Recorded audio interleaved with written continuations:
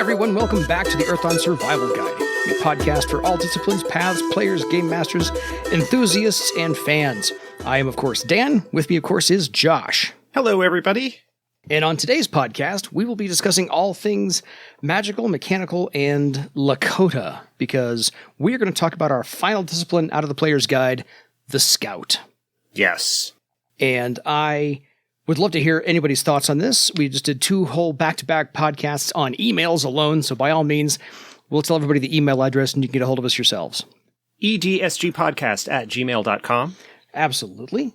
We do email episodes about every 2 or 3 episodes, depending on how many we've had. Last couple we did a bunch, mainly because we had gotten a bunch of email, but also because we had been having some technical difficulties and my job was crazy. And so it was a lot easier to just answer emails and talk about those rather than what we will be talking about the next couple of episodes, which would require a little bit more focus on my part, which I am able to contribute today in our recording session. And we love that.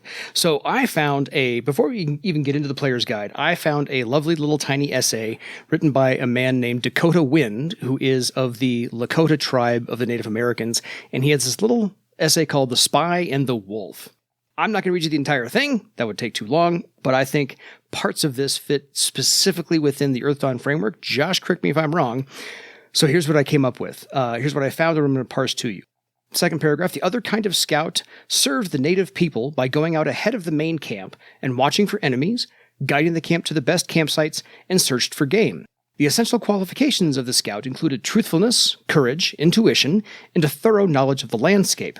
The scouts were told to be wise as well as brave, to not look only to the front but behind, up as well as much to the ground, to watch for movement among the animals, to listen to the wind, to be mindful when crossing streams, to not disturb any animals, and to swiftly return to the people with any information. Lakota scouts weren't selected for their fighting prowess, nor were they necessarily warriors. The scout party was selected for each man's keen eyesight and a man's reputation for shrewd cunning and quick vigilance. Before starting out, the scouts' relatives, this is not the Earthon part, or the camp's medicine people offered prayers of protection for the sun and moon to light the way, for the rain to fall sparingly, for the rivers and streams to offer safe passage, for the bluffs to offer unimpeded views, and for gentle winds. All of nature is petitioned to assist the scout to the people's benefit. When the scout sets out, only 2 were permitted to go in the same direction. A larger scout party could see and report no more information than 2. A larger party would certainly be discovered more easily by the enemy. The Lakota scout would take with him a small mirror or field glass, invaluable tools made available in the early fur trade days. A scout would signal with his mirror a predetermined set of flashes for the main camp to interpret and prepare long before his return. A tremulous series of flashes might indicate that the enemy was seen. As the scout approached the main camp, near enough for vocal communication, he might let loose a wolf howl, again to indicate that the enemy was seen and or was approaching. So, in Lakota, the Native American language, the word for scout is tonwea, which means spy, guide, or scout. The Lakota scout sometimes employed a wolf headdress to aid in his mission. Sometimes they even carried a bone whistle to aid in alerting the camp. I thought the bone whistle was a really cool thing for maybe adding an Earthdawn flair. So in English, the word spy implies a clandestine secrecy, a guide leads people in unfamiliar territory, and a scout might mean learning basic survival skills or a covert military reconnaissance. But for the Lakota, tonwea clearly meant spying and reconnoitering for the camp. They already know their own country, and all, except the smallest, certainly knew basic survival skills, so they definitely needed to know who else traveled in their territory. I found most of that really in sync with... That's good stuff. That was good stuff! That is good stuff. By Dakota Wind, thank you. You'll probably never hear this podcast, but I don't care. Did you find that online? I did find that online. I can send you the link. We can put it in the show notes. Send me the link. I'll put it in the show notes. Fantastic. It's a so fantastic So people can read the whole thing if they want. But yeah, I really like that. That's great. Half of that goes into what the scouts actually did as far as the U.S. military was concerned, but that's part of a larger organization. I figure as a scout in a smaller adventuring party, like we're doing in the game, just for their own tribe would be an awesome thing to present to people. So I was really impressed with that. And I said, okay, I'm not going to add the word for AL. Today we're doing all things Lakota. That was just too cool for me. That's cool. So, thank you for bringing that. Absolutely. I try to add a little flair to the discussions about our disciplines every once in a while. I have no idea what I'm going to do with the gauntlet, so that's just, yeah. Anyway, on to the scout. In the player's guide, it says that the scouts are the vanguard, the tracker, the brave rangers who go where others cannot. Scouts are masters of becoming one with their environment, whether that environment is a primeval forest or the heart of the city. So this deals more with what they can do in the city as well, but I think the original essay, as far as reconnoitering and coming back and giving information, is exactly how I've played my scout. I played him a couple days ago, that my guy is first in, reconnaissance, reconnoiter, get back out. Occasionally that means picking locks and going where I should not go, but where I need to go. So that's kind of how I play my scout. Thoughts, since I've done most of the talking for the last 5 minutes? That's fine.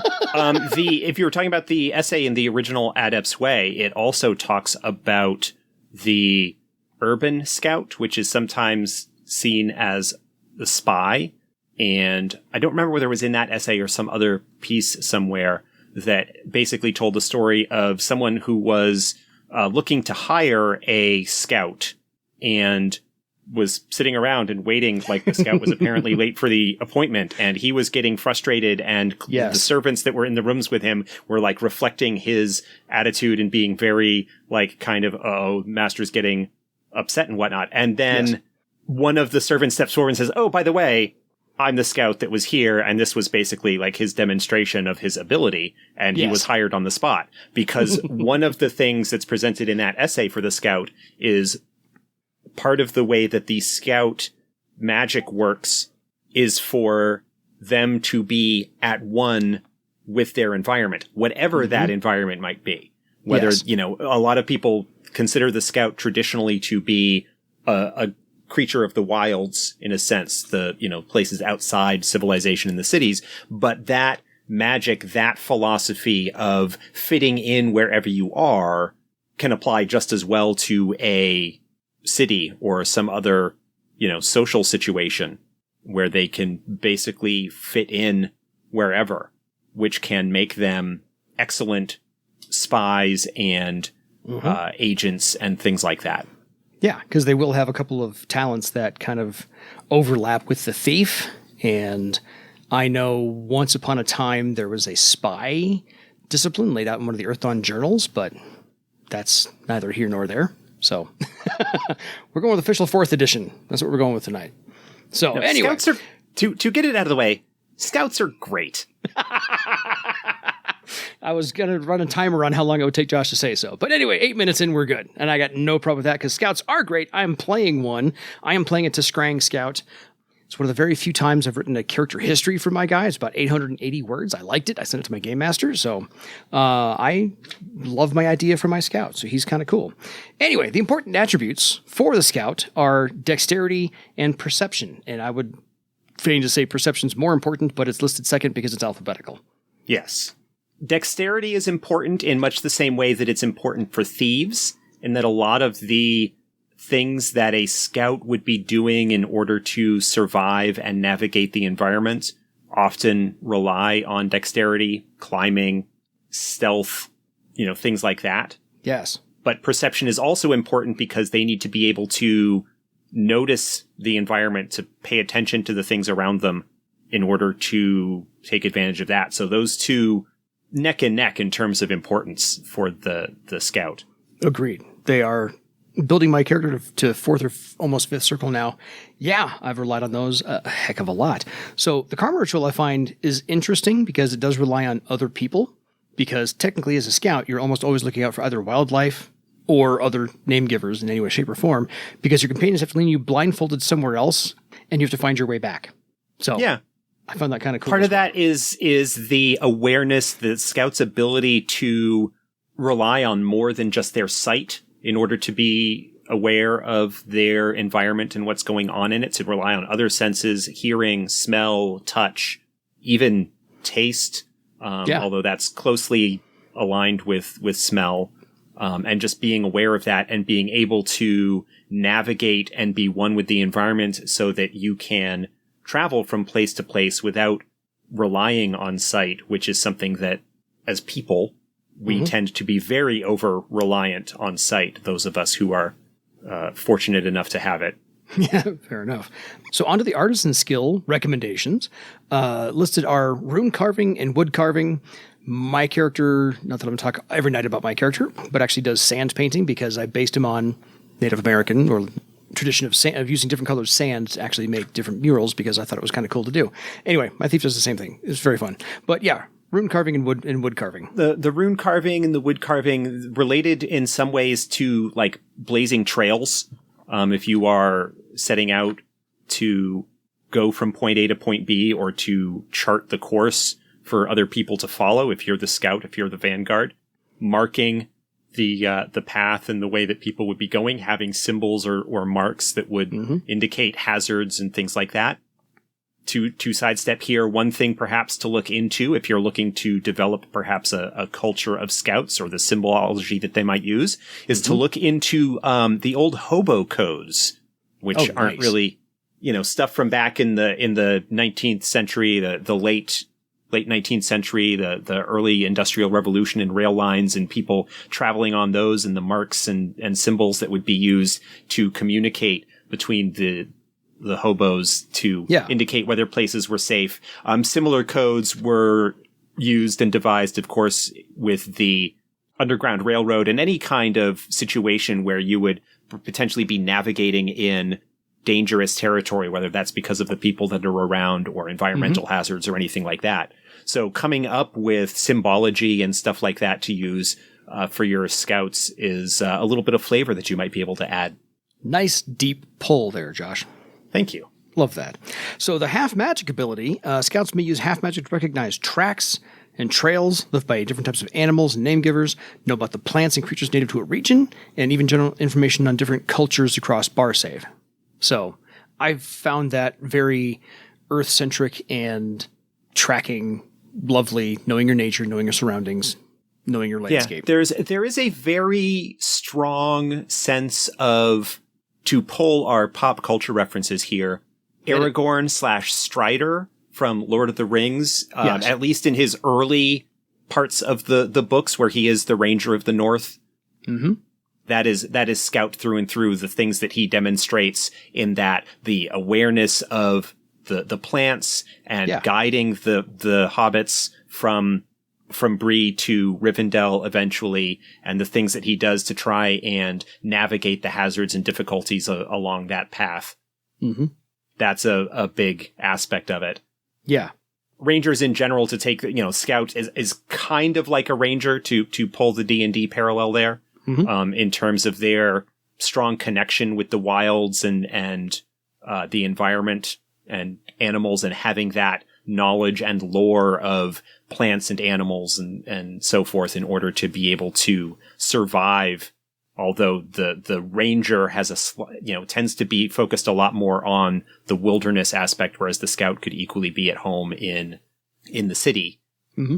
And just having a general knowledge, like the scout is the one that would know about the various tribes and the migration patterns of the nomadic orcs in this particular area, and all of that really cool stuff that you see where, a hunter or something like that pull another one. In the first book, at least in Hunger Games, the main character, the focal character, that is a scout, or could very easily be interpreted as a scout, because of her ability to track and hunt and things like that. And forage. Yeah, anytime you see anybody in a movie or TV show who has to either track, hunt, fish, forage, things like that, you're looking at what a scout is primarily suited for in Earth Dawn. Love it. We'll skip down because scouts actually do get a free talent, and that is navigation, and that is fantastic, and so in their wheelhouse. So good on you. The ability to be able to know where you're going, how to get there, follow maps and charts and the stars. Star patterns, yeah. Yeah. All of that sort of stuff to allow you to get from point A to point B over land or whatever in order to get to where you without getting lost. Yes. Incredibly important, and perhaps overall a very definitive ability for the scout, and absolutely makes sense that it's a free talent increasing as they gain in circle and they become more proficient at it as they get better and better in the pursuit of their path. So they've only got a durability of 5 because they are a specialist, They are a specialist. The scout, as we'll see when we start getting into their talent selections, does have some combat ability, but is not a frontline combatant. They are not typically going to be dishing out the significant damage that you might get from a warrior or a swordmaster, though they do have some talents that they can pick up that share with them. Swordmaster more than warrior, because they do tend to rely more on the nimbleness and not getting hit as opposed to just being a tank of sorts. Yeah. Archer, also, they share a little bit in common with Archer if you choose to go with a more ranged weapon path. But the scout is not they can fight. They absolutely can. They would need to in order to be able to survive in the wild. But they are not a high damage combat discipline. You can build them to sort of be that way, but you're going to end up in a similar situation to what you have with regards to the thief, which is to say that they will be able to do decent damage in certain circumstances, but you're not going to see the long-term, really high output that you would get from more traditional combat-focused disciplines. They're fun. They can help, but don't expect them to be the heavy. So anyway, beginning at first circle, Adept may spend a karma point on tests made to find something. Yes, this is specifically when they are searching for something, like when they are intentionally looking for something. I'm going to be checking the area around the ransacked village for tracks to see if I can find where the attackers came from or went to. I probably would not apply this to just general, like, okay, you're walking down, make an awareness test. This is something where the scout would be deliberately searching for something, which would be primarily with awareness, but where they have a specific goal, something specific that they are looking for, as opposed to just, whenever I want you to see if you notice something, you get to spend extra karma. I don't know that I would go that far with it. Fair. No, I've used this a couple of times to notice a hidden door in a room where somebody was kidnapped from, and I'm like, well, they couldn't have gone past because I was in the room next door, so I had to find the hidden door. So I'm specifically looking for the hidden door, trap door or side door, whatever the case may be. You can use karma on stuff like that. So discipline talents, beginning with, naturally and alphabetically, awareness, because it's incredibly useful for the scout. You're going to rely on this more than anything else. The scout is the one that notices things. The scout is the one that goes out ahead and is looking for safety to navigate past hazards. The scout is the one scouting or looking or searching. It is absolutely necessary for them as a discipline to have this right there, right at the beginning. Oh yeah. And then climbing, because occasionally you're going to want to climb trees. Yep, climb trees, climb bird's eye view. Climb mountains, climb cliffs, climb, stuff to get around hazards or things like that. Again, if you're thinking of the scout in the kind of ranger tradition, being able to climb is, again, one of those abilities that makes a lot of sense for them. Incredibly useful. And then, of course, thread weaving, scout weaving. So we've talked about weaving enough. Tracking, which again is another built on iconic scout type talent, the ability to follow tracks to see where they go, whether you are in pursuit of someone or any other circumstance along those lines. Yeah. Absolutely makes sense for them. And the tracking in 4th edition, I have read a number of times, and is fantastic because it lets you just this soft blue glow of somebody's tracks, and you can follow them for a certain number of hours up to your tracking rank. So yeah, that is unchanged from 1st edition. The magical glow, the ability, if you find a single physical track of your quarry and you touch it and you successfully use the talent, then you can see where they've gone, even without without necessarily being able to see the actual physical tracks. That magical trail kind of leads you on there. If anybody has played Horizon Zero Dawn, which is a fantastic game, and the main character in that is a scout, basically, she has a little device that basically allows her to magically follow trails in a similar kind of way. Nice. Very cool. And it's got robot dinosaurs. What's not to love about robot dinosaurs? Nothing. Lastly, and the discipline talents at first circle is wilderness survival, which again, I think Dakota Wynn's essay covered magnificently. The ability to find food, water, and shelter when out in the wilds. There is a lot in the Scout's kit that that does kind of lean more towards the wilderness avenue. And wilderness survival, you also kind of see a lot of overlap here with the Beastmaster in terms of some of the stuff they have, where also is kind of a wild places oriented discipline. Yeah. Beastmaster likewise gets access to wilderness survival and tracking and climbing and things like that. Yeah. So there is a lot of similarity, but the philosophies and the goals of them are very different. And one of those things that you can use to play up character differences. There's nothing to argue with at first circle for a scout. Those are the core being of what a scout should actually be. if you are going to be like, well, let's create a discipline that is basically like the ranger, what are the things that they're going to need to do? There is nothing in there that seems strange or out of place or anything like that. Those are generalized universal talents across a multiple of disciplines, but these are core to the scout. So on to second circle, they get a +1 to their physical defense because they got to get something. And the discipline talent, of course, stealthy stride. Yes, because stealth and sneakiness, the ability to move unnoticed when necessary, is something that is likewise a hallmark for the scout, and at this point starts to shade a little bit into the same territory as the thief, but again, a very different philosophy about where they're doing it. Leave naught but footprints in terms of the idea of going unnoticed, but it can also be very handy for an urban scout. If you're being a more of a spy or agent in that avenue, you can very easily see stealthy stride coming in handy for that. Yeah. Easier to be quiet in a city than it is in the forest when you have like dead branches and dry leaves to crawl over. Anyway, third circle. The scout may now spend a point of karma on initiative tests. There is a little bit of a theme in terms of the scout and in its popular conception of speed and reaction and so forth. Mm-hmm.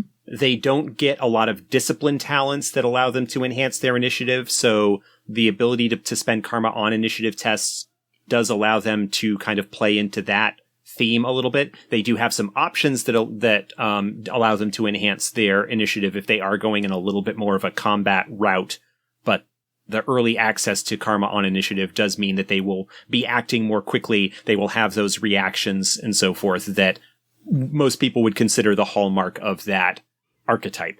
True. And to go along with tracking at first circle, at third circle, the discipline talent is Mystic Pursuit. Mystic Pursuit is, as we had discussed with the Archer, and the Wizard also gets access to it, but it's basically what used to be called Direction Arrow. It is something that is a little bit more powerful and focused than mere tracking. With Mystic Pursuit, you can actually follow a target without necessarily needing to find tracks, which can come in handy. Basically, as long as you have some kind of connection there with you to the thing that you are looking to find, and it is within range, then conceivably you can use that Mystic Pursuit to find your way to it. Yeah, since my character is a Tiskrang, my Mystic Pursuit presents itself as a small little babbling brook that leads me off in a certain direction where I should be going. So that's how I envisioned mine anyway. Fourth circle, the scout gets a +1 mystic defense, which is always useful. The scout gets their primary in physical, their secondary in mystic, because the things that they are typically going to be encountering, again, looking at the more wilderness-oriented thing, is either avoiding creatures, and the creature powers, if they aren't targeting physical defense, will quite often target mystic defense. And so that's kind of why that choice is made. They do get bonuses to social defense in their higher circles, but that's something that just, again, the primary discipline talents and the things that all scouts get do tend to lean a little bit more towards wilderness, partly because that's what most people will conceive of when they're thinking of that type of character. Agreed. And there's a whole lot more wilderness in Barsave than there are cities. Yes, so. That is true. Just going by straight territory. But fourth circle, the discipline talent is Danger Sense, which has come in handy for me. Yes. Yes. This is the avoid ambushes. This is the notice a trap. This is, again, playing into the idea that I mentioned earlier with the karma on initiative, the ability to react, to have that spidey sense, as you have put it in past times we've discussed this, that ability to notice problems almost instinctually without necessarily, and your body reacting to something that it has noticed without necessarily you needing to make a conscious decision to do so. Yes. So lovely. All of those at second, third, and fourth circles. So Stealthy Stride, Mystic Pursuit, Danger Sense, all absolutely right up the Scout's alley. There is nothing to argue with. So let's get to the options because these are fun. Yeah, and as with all other disciplines, the options are where you start to define a little bit more your character's style and focus with what you're going to do with them. Yeah. Anticipate Blow.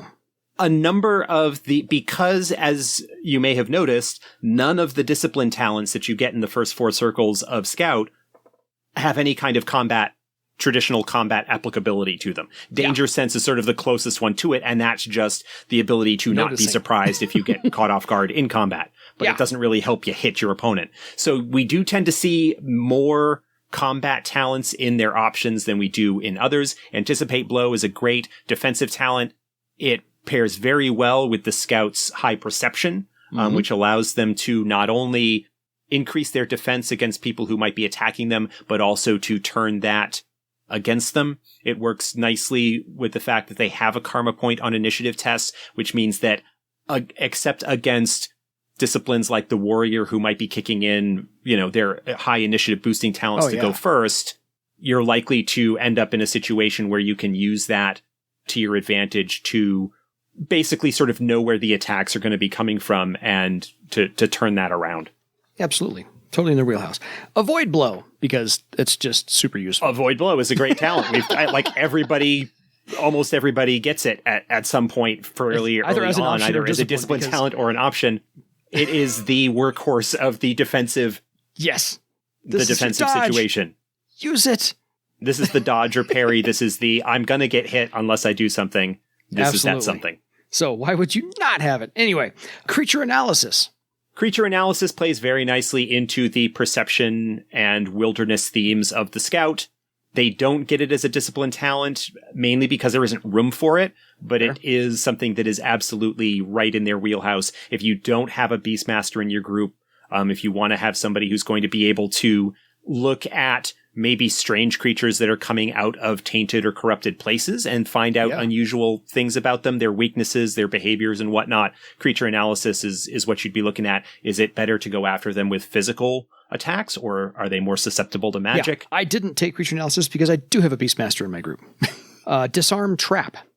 Disarm Trap is where you start picking up some more of the Scout, or some of more of the thief aspects of things that Scout kind of strays into a little bit. If you are going to be a Scout in an adventuring group and you're going to be doing some care delving, or perhaps if you're going to be an urban Scout and infiltrating or being a spy or something like that, having Disarm Trap, the ability to bypass security features and things like that, can be very handy. I've used it. I took that one. Great Leap. It's a good movement talent. Sometimes you're going to need to just jump over that gap, that crevasse, that gap. Being able to have that enhanced movement can come in very handy. If you need to, you're leading a group up a mountainside and you get to kind of a sheer cliff face and you don't have any options otherwise, you just jump up to the ledge and hammer in your stake and drop the rope down. So it does allow certain bit of flexibility of movement. And better to have as a talent than a skill, I will say that. In terms of the effect, yes. In terms of the effect of Great Leap, yes. Lockpicking. Lockpicking, again, talking about the Scout as potentially a thief. If you are going the more urban spy route, having lockpicking, the ability to be able to get into places or things that you that are being protected can come in handy. Yes, absolutely. So we've got finally, we get to 2 weapon possibilities, melee weapons and missile weapons. Again, since the Scout doesn't have any discipline talents that are their actual, your basic combat abilities, generally speaking, most people who are going to be a Scout would probably pick one or the other, just because of the limits of the number of options that you have. Yeah. It is not in 4th edition a downside that these are options, because you can spend karma on everything. You are not hindered in that regard in terms of your chosen combat style. But basically are you going to go melee weapons and sort of be a support close combat type? Or are you going to go with the missile weapons and be more of an archer ranged type character? Both are equally valid. you end up kind of diluting your option choices over your overall path if you decide to go with both, because you end up with not as many options to take advantage of that. But if you are going to be going with a more combat type, which is certainly something you may want to consider if you've got a smaller group and you don't have as many combat characters, to be able to pick up both the melee weapons and missile weapons and have those options available in terms of what you would want to do. Read and write language, and then speak language. You're just going to combine those and talk about them both. Yeah. Both of those kind of play into more of the, not social aspect so much, but the scout dealing with civilization. Speak language, if you're going to be traveling around a lot and possibly ending up in places where the dialect may have shifted or they might not speak Throlic and so forth, having the ability to speak to people that you encounter can come in very handy. Read and write language is probably less important overall, but if you're, again, going to be more of a spy type or urban scout, having the ability to look through the documents on the target's desk, which are written in Therin, and figure out which ones of them are actually important, can come in handy as well.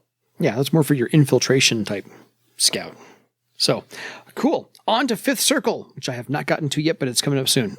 Enhanced Senses is the ability. They got a Karma thing, and of course they get Discipline talent. So, the Enhanced Senses for the Scout, for a point of strain, the Scout enhances one of his natural senses as a simple action and gains a +2 bonus to perception tests based on the sense for a round.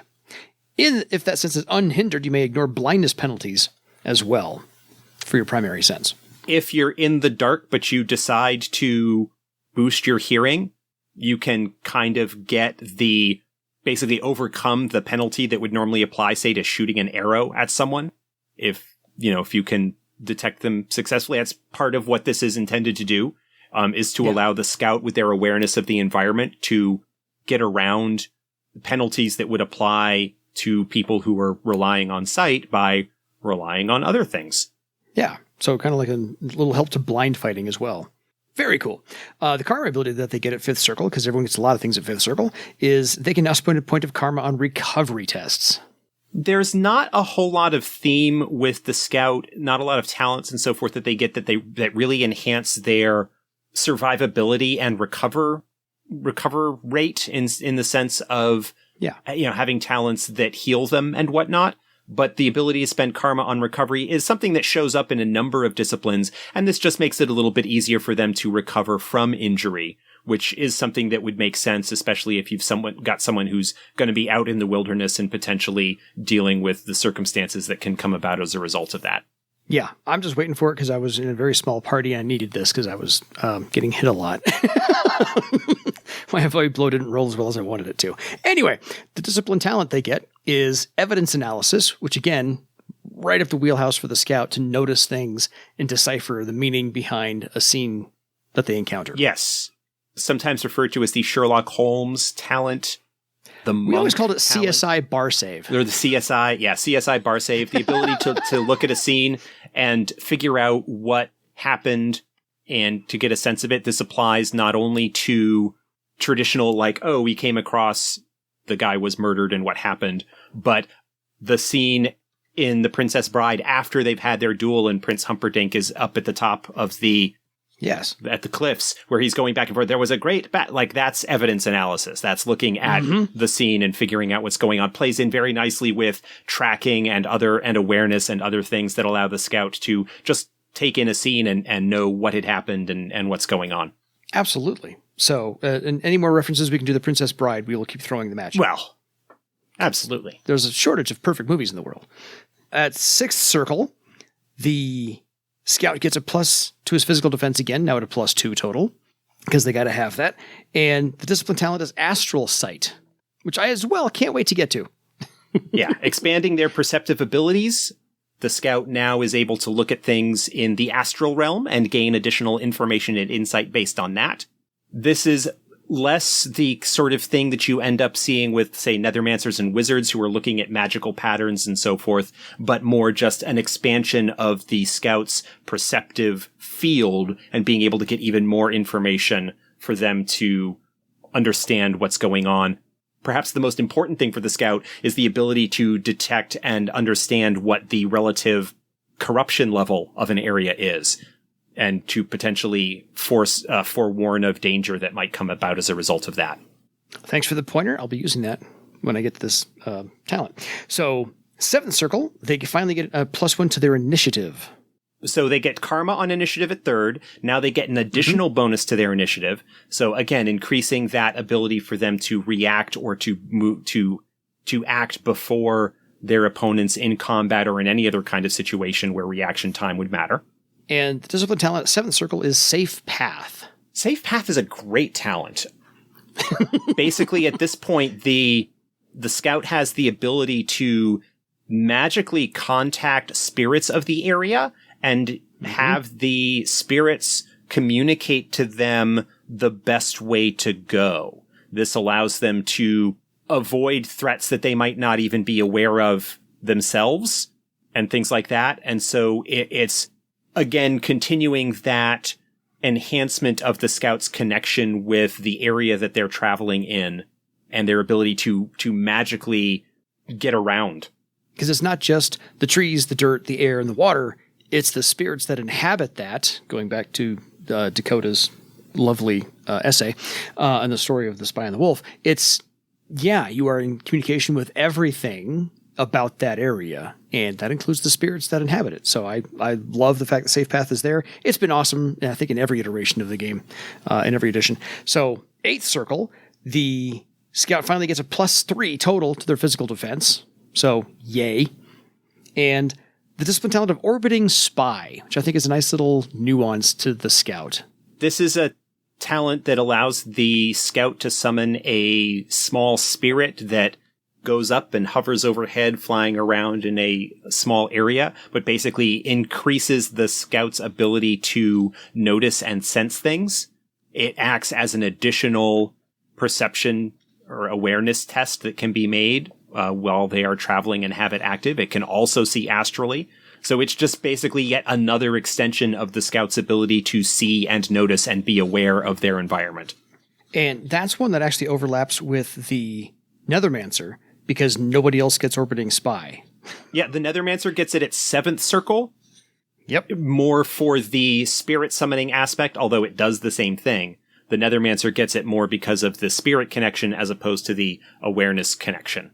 All very cool, and I love that the Astral Sight, Safe Path, the Orbiting Spy are nice little wrinkles to have for the scout, really fleshing out their abilities and what they can actually do.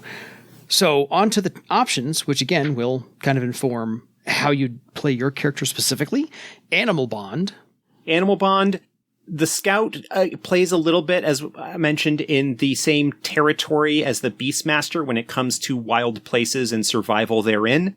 They don't get the full capability of magically boosting animal companions and so forth, but scouts absolutely would have, some scouts would absolutely have that kind of ability to bond or work with animals, whether they are, their chosen horse, their chosen mount, or whatever it might be, other animals that they could bond and make animal companions.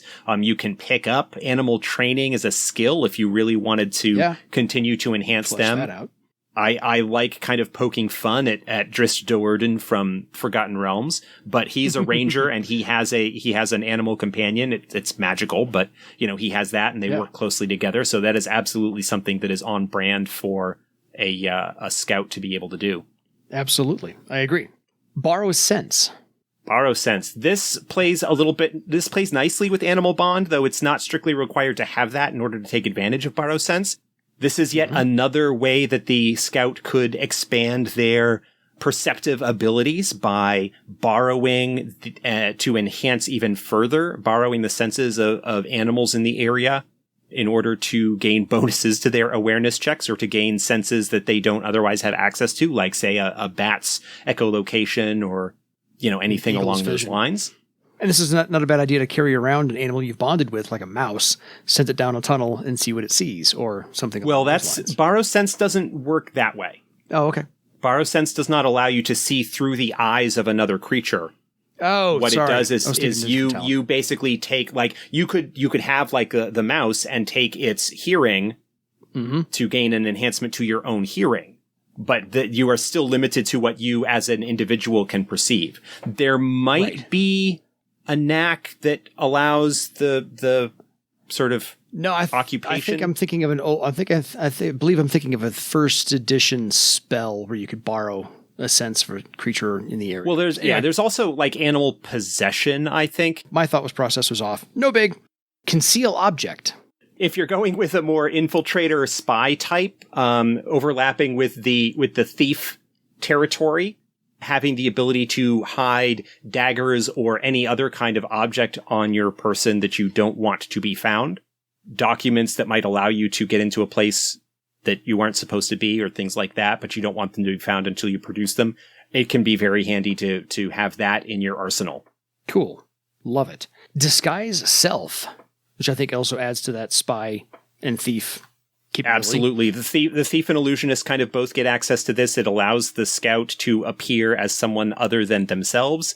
Again, if you're looking for the infiltrator or spy type, can be very handy getting into places or getting out of places that you need to. Absolutely. One that I am looking forward to having is Spirit Mount. Spirit Mount's a fun talent. The scout, I don't know that I'm going to get it on Virag because Nethermancers also get access to it. But Spirit Mount is cool. It basically, if a scout needs to cross territory quickly, more suited to a wilderness type scout who might not have the ability in a certain circumstance to have a traditional horse or other mount, being able to call one up when you need it to be able to travel more quickly for a little bit can be very handy. Mm-hmm. Yeah, since I'm playing it to Scrang, I'm looking forward to figuring out what the Spirit Mount is going to look like, just because it'll be fun. Spot Armor Flaw, which I think is also very cool. Yep, this is one of the sort of combat enhancing talents. It works equally well with either melee or missile attacks. It allows you to basically increase the damage that you can deal with your attacks. The scout does not get access, at least in their first 8 circles, to any of the traditional damage adders like Crushing Blow or anything like that. This is sort of the closest thing to it. Again, if you're going to be going with a little bit more of a combat-oriented build, is definitely one that you want to look at because it is based on perception. I'm going to snag that one. And then Sprint, again, we need to move somewhere very quickly. Yeah, we talked about Great Leap being a really useful movement-enhancing talent option for those that need it. Sprint does a very similar thing in terms of it increasing your movement rate, which pairs nicely with Great Leap, but also just in general to be able to cover longer distances more quickly. Absolutely. Within a certain framework. Surprise Strike. The other damage boosting. Damage, yeah, this is the other damage booster. Again, works equally well with either close combat or ranged attacks. It is a little bit more suited to the build where you might be going with an infiltrator or spy type, although you do have Stealthy Stride as a discipline talent, so it's not strictly required in that sense. But any kind of situation where you can either get the drop on someone, or if you've got companions who are going to be drawing the primary attack so that you can get blindside bonuses, or warriors or air sailors or whatever using distract, any kind of situation. So Surprise Strike it's a great damage adder, but it is situational in terms of whether it would be appropriate for your character progression based on not only your character's personality and the way that you're going, but the rest of your group and whether you are going to be seeing yourself in situations where that can come in handy. I would say probably that in most circumstances, you're either going to want to pick, if you're looking at a damage adder, you're going to want to pick probably either Spot Armor Flaw or Surprise Strike. You probably don't need to pick up both, although you certainly could. Spot Armor Flaw is the one that's going to be, it doesn't tend to be quite as high a damage as you get from Surprise Strike, but it is more broadly useful. I was thinking the same thing.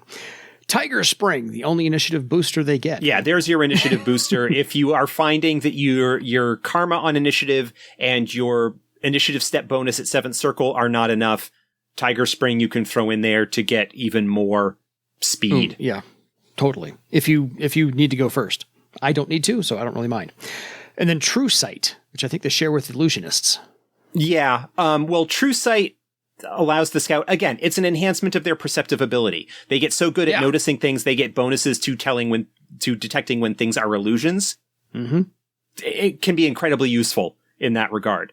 Yes. And so if you're going to be stacking up those perceptive enhancement, like noticing things abilities, True Sight, Borrow Sense, stuff like that all play into that theme very nicely. Totally.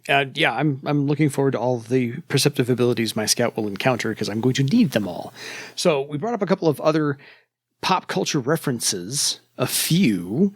Do we have any more we can probably throw at anybody? I'm sure we've got people listening that are screaming them at us that we're not mentioning. Only one I can think of otherwise on the fly was the recon platoon from Heartbreak Ridge. That was pretty much it. Because that's reconnaissance. That's your job.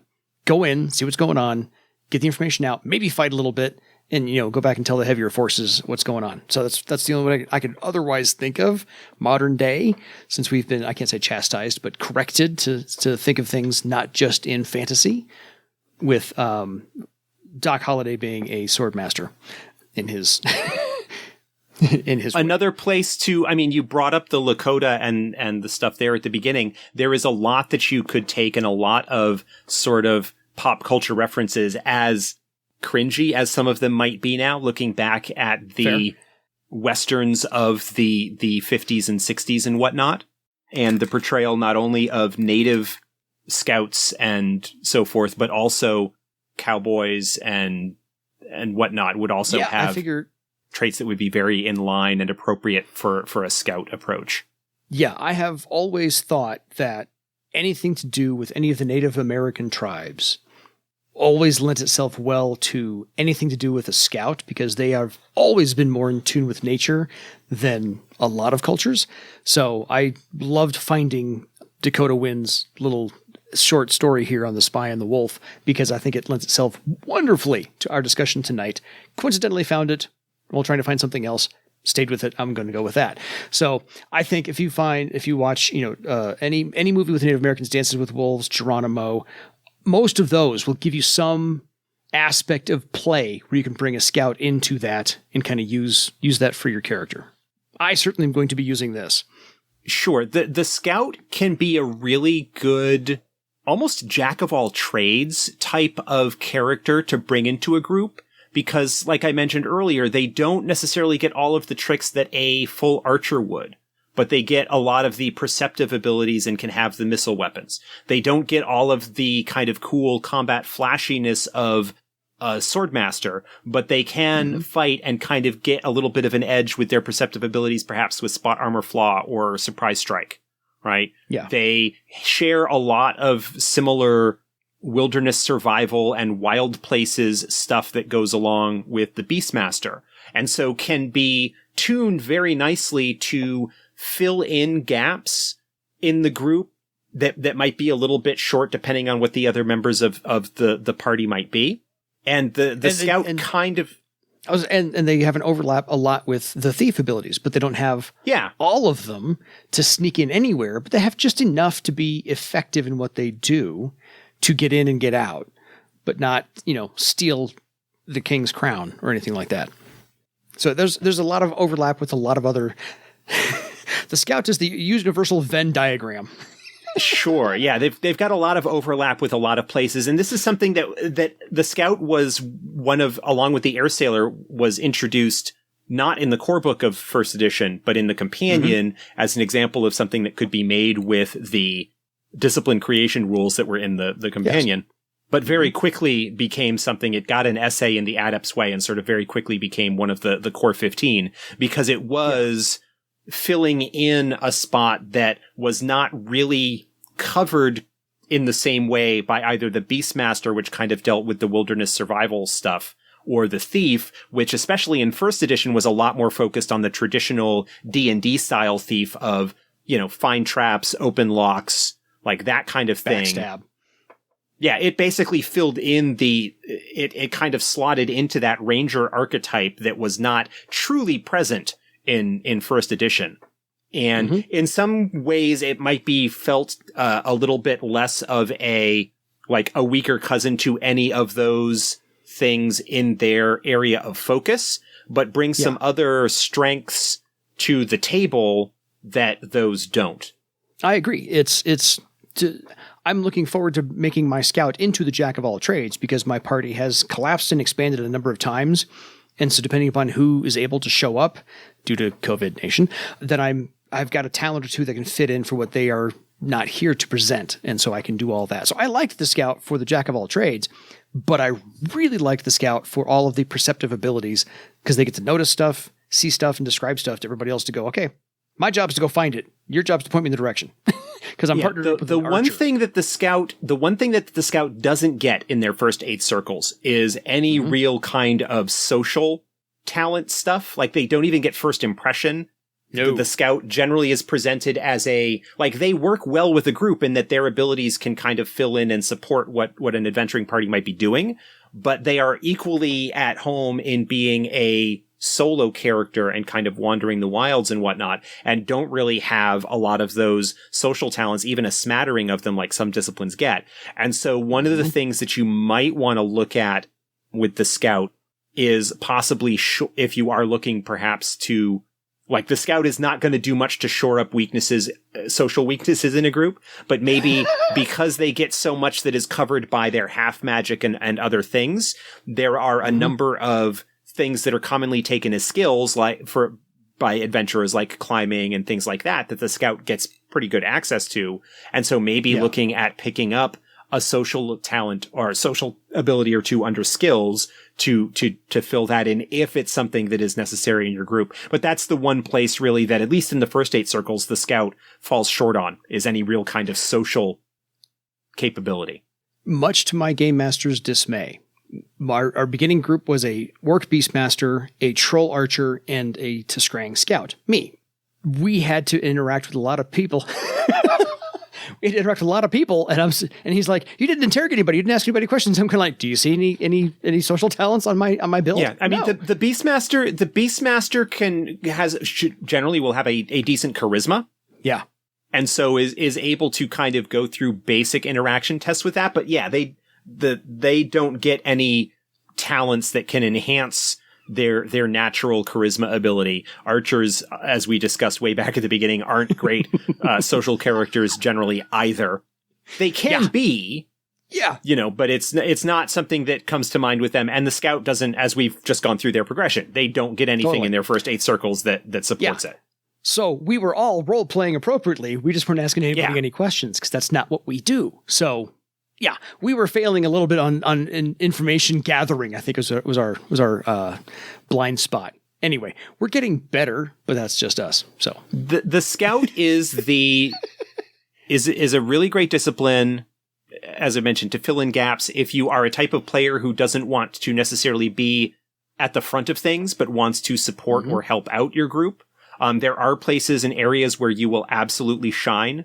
Having a scout in the group, if you are going to have any kind of extensive wilderness or exploration type of stuff, whether care delving or anything like that, if the game isn't going to need a full-blown thief, having a scout can be a good substitute, for those sorts of situations. Yeah, scouts are great. I don't think I've ever played one. You just kind of need to make some decisions based on how you see them and what the rest of the group is in terms of maybe what your progression is going to be to either fill in gaps or help support the goals of the group in the overall progression of your game.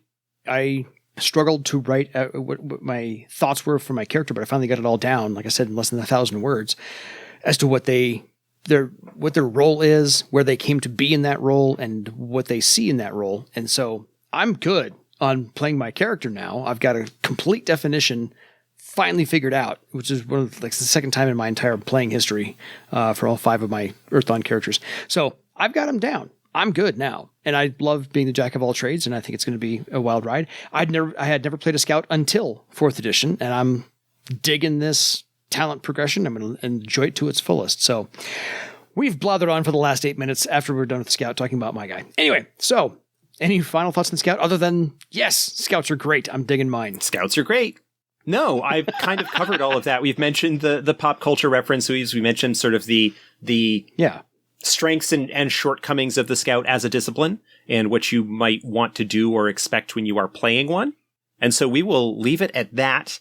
If you have any questions about the Scout or stories you want to share or anything like that, feel free to email them to us, edsgpodcast@gmail.com. There you go. As usual, you can find both Dan and myself in the various social media arenas, the official Twitter feed for the podcast, as well as our own personal things, Facet Games Discord, Facet Games forums, the Facebook Earthdawn Guild, and various other places like that. Like, share, and subscribe, etc., etc. So until next time, folks, which is in a week or so, it is time for you to go scout out your own legend. Good night, everybody.